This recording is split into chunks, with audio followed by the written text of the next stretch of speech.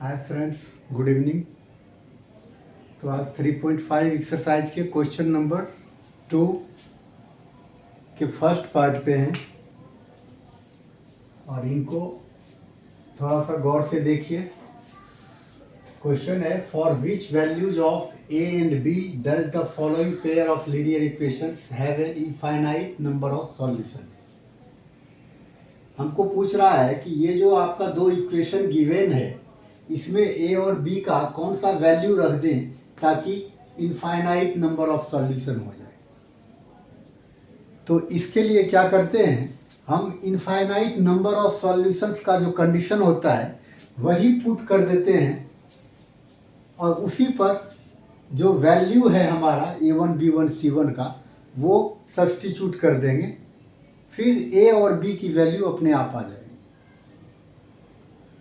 तो चलिए स्टार्ट करते हैं। From equations 1 and 2 we have.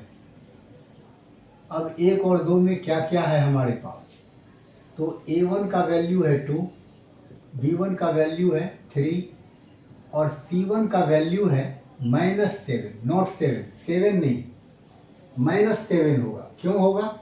क्योंकि A1 B1 C1 की जो वैल्यू हम निकालते हैं वो एक्चुअली हमारा जो इक्वेशन का स्टैंडर्ड फॉर्म होता है उसके बेस पर निकालते हैं, और ये जो अभी फिलहाल इक्वेशन है हमारा, ये स्टैंडर्ड फॉर्म में नहीं। स्टैंडर्ड फॉर्म में होने का ये मतलब हुआ कि RHS जो है वो 0 होना चाहिए, चाहे LHS कुछ भी हो।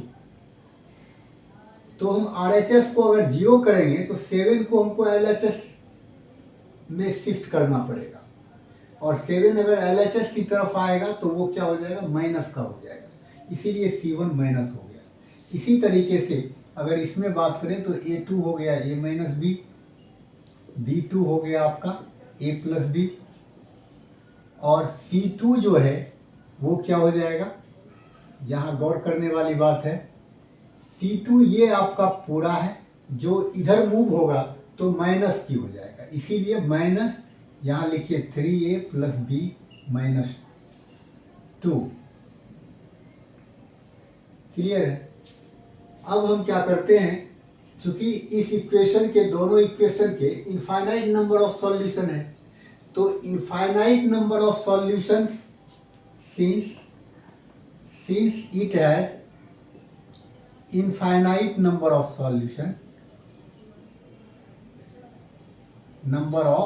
solutions, therefore infinite number of solutions अगर होता है किसी इक्वेशन का तो वो कैसा होता है, उसमें जो कांस्टेंट का रेशियो होता है वो इक्वल होता है। क्लियर है? तो हमें क्या करना है, अब इस पर वैल्यू पुट करना। तो A1 की वैल्यू क्या हो जाएगा 2, A2 की वैल्यू क्या हो जाएगा A minus B, equals to B1 की वैल्यू है 3 और B2 की वैल्यू है A plus B, equals to C1 की वैल्यू है -7 और C2 की वैल्यू है -3A प्लस बी -2। क्लियर है? ये माइनस माइनस खत्म हो जाएगा। अब आप देख रहे हैं, हमने आपको क्या कहा था, हमने कहा था कि अब क्या करना है, एक बार इसको और इसको इक्वल करना है। इससे क्या होता है, x की वैल्यू आता है, और एक बार इसको इसके इक्वल करना है, इससे y की वैल्यू आता है। तो वही फॉर्मेट हमको याद रखना है, 2/a minus B equals to 7/3a plus B -2। Clear है? क्रॉस मल्टीप्लाई करते हैं, ये हो जाएगा क्या आपका 7a minus 7b equals to 2 को कीजिएगा तो 2 3 जा 6a, फिर 2b -4। क्लियर? अब इससे हमको क्या करना है, 7a माइनस 7b, इसको इधर मूव करवा लीजिए, -6 से -2b, इधर क्या रह जाएगा -4। क्लियर है। अब 7a में से 6 से गया a बचा, और -7b और 2b प्लस हो जाएगा, पर साइन किसका रहेगा, माइनस का रहेगा, इक्वल्स टू -4। ये हो गया इक्वेशन आपका थर्ड। इसी तरीके से जब इसको इसके इक्वल करेंगे तो फोर्थ इक्वेशन आ जाएगा, और जब थर्ड और फोर्थ को सॉल्व करेंगे तो a और b के वैल्यू आ जाएगा। चलिए इसको करते हैं। 3/a + b equals to 7/3a + b - 2। Cross multiply करते हैं। 7a + 7b इक्वल्स टू 3 3 जा 9a + 3b - 6। और उसी तरीके से इसमें भी क्या करना है, 7a + 7b माइनस हो जाएगा 9a, माइनस हो जाएगा 3b, इधर -6 है ना। इसको भी इधर मूव करवाया, इसको भी इधर मूव करवाया, इधर -6 रहेगा। फाइनली क्या हो गया, -2a और ये +4b इक्वल्स टू -6। अब इसमें एक काम और करते हैं, 2 कॉमन ले लेते हैं, और 2 ही नहीं -2 कॉमन ले लीजिए। -2 कॉमन लीजिएगा तो ये क्या हो जाएगा, यहाँ a बचेगा, और चूंकि आप इसमें माइनस कॉमन लिए हैं इसीलिए ये प्लस जो है वो क्या हो जाएगा, चेंज हो जाएगा, और 2b हो गया इक्वल्स टू क्या हो गया, -6। माइनस माइनस खत्म, a - 2b इक्वल्स टू क्या हो गया आपका 6/2, दैट इज 3। तो a - 2b हो गया 3। ये हो गया इक्वेशन 4। ये हो गया था 3 इक्वेशन थर्ड, और ये हो गया 4। अब इस दोनों को जब सॉल्व करेंगे हम तो इससे हमारा a और b की वैल्यू आ जाएगा। अब इस दोनों को सॉल्व करने के लिए हमें ये नहीं कोई कौन सा मेथड यूज करना है क्वेश्चन में मेंशन नहीं है, इसलिए जो भी मेथड हमको इजी लगेगा वो मेथड हम यूज कर लेंगे। तो चलिए हम आते हैं, हम एलिमिनेशन मेथड से करने की कोशिश करते हैं जो आसान होता है। इसमें भी a है और इसमें भी a है, तो कांस्टेंट जो है दोनों का इक्वल है। तो अगर कांस्टेंट किसी भी टर्म का इक्वल हो,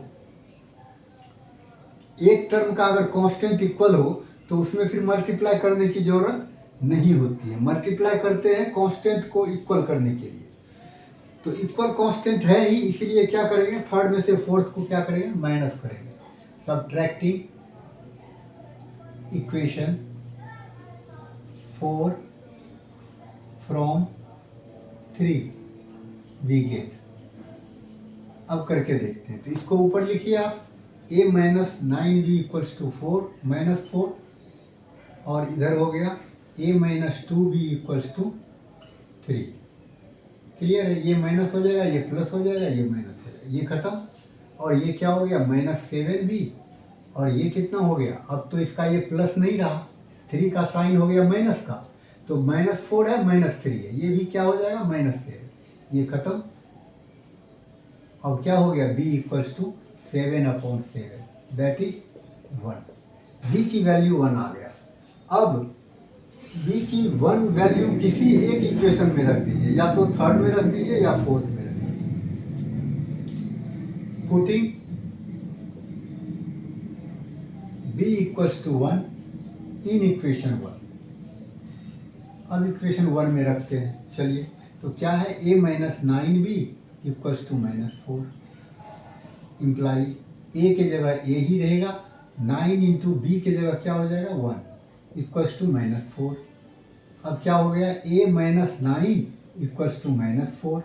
अब अगर a निकालेंगे तो 9 को क्या करना पड़ेगा, राइट मूव करवाना पड़ेगा, और ये क्या हो जाएगा, प्लस का हो जाएगा। फाइनली a क्या आया आपका, 5। तो a की वैल्यू हो गया 5 और b की वैल्यू हो गया 1। अब इसमें अगर a की वैल्यू हम 5 रख दें और b की 1 रख दें तो दोनों इक्वेशन का इनफाइनाइट नंबर ऑफ सॉल्यूशन हो जाएगा, मीन्स इस पर मैच कर जाएगा। तो हमको वही a और b की वैल्यू निकालना था, जो कि आपका आ गया। अब मेरे ख्याल में आप लोगों के समझ में ठीक से आ गया होगा। अब फिर हम लोग नेक्स्ट क्लास में मिलते हैं। Thanks to all of you.